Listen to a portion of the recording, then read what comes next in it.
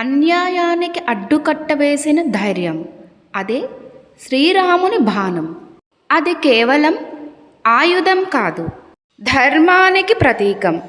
తన ధర్మంతో ప్రపంచాన్నే గెలిచిన మహానుభావుడు, తన పక్కన నిలిచిన పవిత్రతకు ప్రతిరూపమైన సీతమ్మవారు.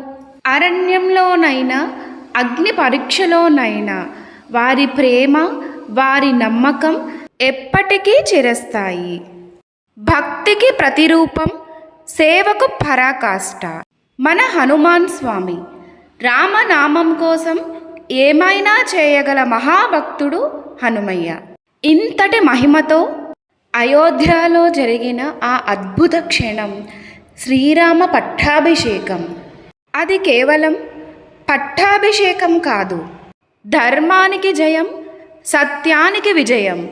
మన జీవితంలో కూడా శ్రీరాముని వలె ధర్మం, వినయం, సత్యం ఉంటే ఆ శ్రీరాముని ఆశీస్సులతో సర్వం జయం సంప్రాప్తించును.